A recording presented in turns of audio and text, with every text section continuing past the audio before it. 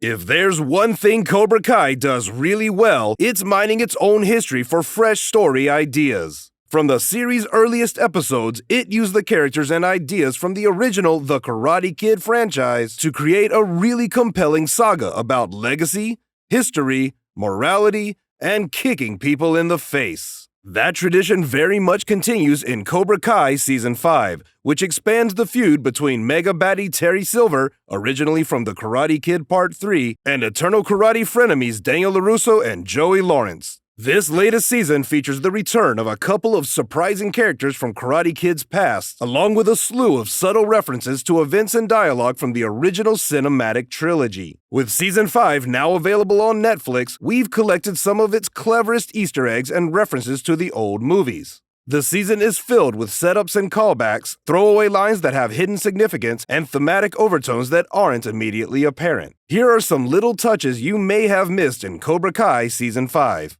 But of course, before any of that, make sure you hit that subscribe button and smash that notification bell for more videos like this. Now, let's begin. Stranger Things.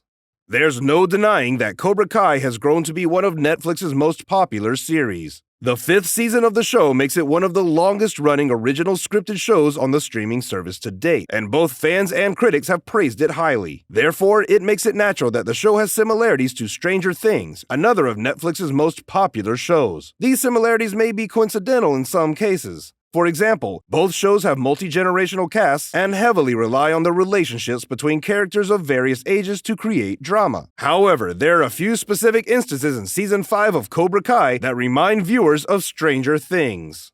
The first moment comes when Sam spends some time in a sensory deprivation tank at the suggestion of her friends. In her dreamlike state, she enters into a black void where she faces various people from her life. This is incredibly similar to the experiences of Eleven in Stranger Things. Eleven often uses a deprivation tank to enhance her psychic abilities, and the sensation manifests as her psychic projection standing in a black void. Later on in the season, Stingray reveals Terry Silver's secrets to the Miyagi-Do crew in the form of a Dungeons & Dragons game. Of course, paralleling the plot of your show with some lighthearted tabletop role-playing is also a trend originally made famous by Stranger Things. Barnes' contract. In The Karate Kid Part 3, Terry Silver hires Mike Barnes, a mercenary karate expert, to assist him in defeating Mr. Miyagi and Daniel LaRusso by winning the annual All-Valley Karate Tournament. On Episode 3 of Season 5, a mature Mike Barnes makes a cameo appearance and mentions one of the silliest scenes from Karate Kid Part 3, that Silver agreed to draft a contract regarding Barnes' remuneration in the event that he effectively destroys Daniel in the All-Valley. Barnes really brings up the contract and states that it was real, but he acknowledges he lost it a long time ago. Johnny still doesn't understand technology. The frequent gag in Cobra Kai is that Johnny Lawrence simply doesn't comprehend contemporary technologies. He has previously had trouble understanding several things, including Facebook, Google, and laptops. That ambiguity persists into Season 5. He addresses Google as Goggle in a conversation with Daniel. He searches the internet for answers to every existential query he comes across. In record time, he creates the Uber profile with the worst ratings ever. However, one scene in particular makes a really enjoyable reference to Season 2. While delivering food orders all around town, Johnny gives a box of taquitos to the proprietor of a nearby pawn store, a figure whom viewers of the show will no doubt be familiar with. The same person who sold Johnny his first computer in Season 2 then had to assist him in learning the fundamentals of how it operated.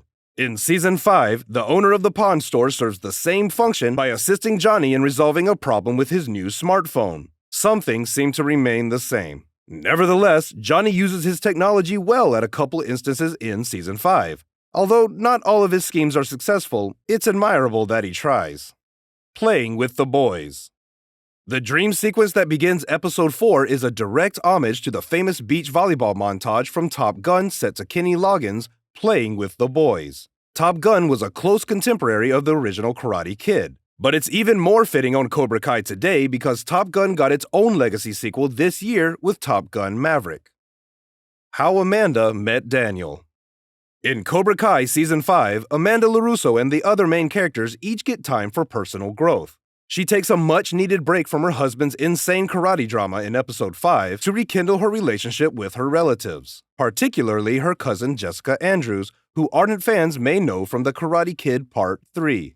This connection can fly over your head if you are unfamiliar with all the movies. Jessica, however, does more than just make an unexpected cameo. She also describes how Daniel and Amanda first became acquainted. The two ladies spoke about how Jessica introduced her cousin to Daniel when she first came to California while catching up at a neighborhood bar. After the events of The Karate Kid Part 3, Jessica relocated back to Ohio, but Daniel and she undoubtedly remained close enough friends for him to serve as Amanda's point of contact. This is a wonderful inclusion, even if it's a little detail, because it finally links Amanda to the greater Karate Kid narrative. Additionally, it offers Jessica, a character who isn't given much to do in the first movie, a slightly more significant role than she had before in the series.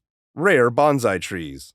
Evil Terry Silver really sticks it to Daniel when he bids an outrageous amount of money at a charity auction for a trio of Daniel's rare bonsai trees.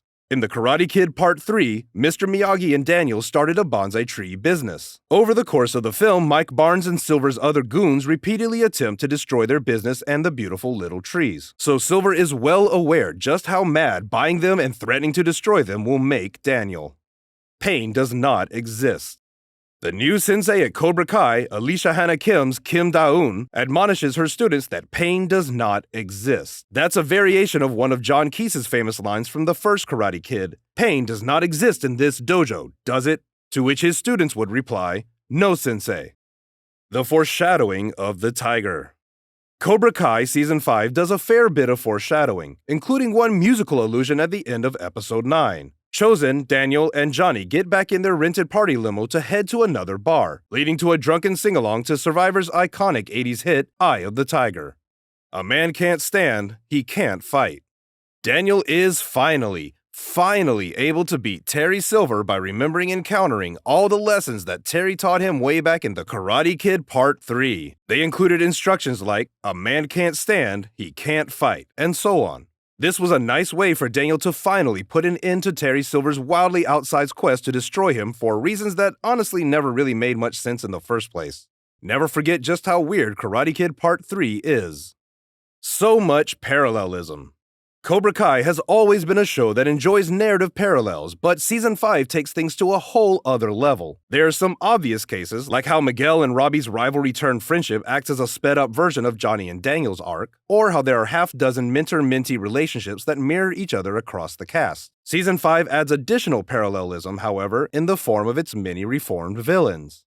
Additionally, Season 5 adds layers to the show's existing family parallels. Johnny and Miguel's relationship continues to mirror Mr. Miyagi and Daniel's surrogate father-son bond, especially after Miguel sees what kind of man his biological father really is. And Tori gets to skip the years of anguish felt by the Karate Kid movie villains by admitting her mistakes to Sam and seeking peace. There's a lot of silliness in Cobra Kai Season 5, but there's also a lot of intentionality in the writing, and it's fun to see how the huge web of characters is all woven together. That's all for today. We hope you enjoyed that video, and if you did, make sure you like, subscribe, and hit that notification bell for more videos like this.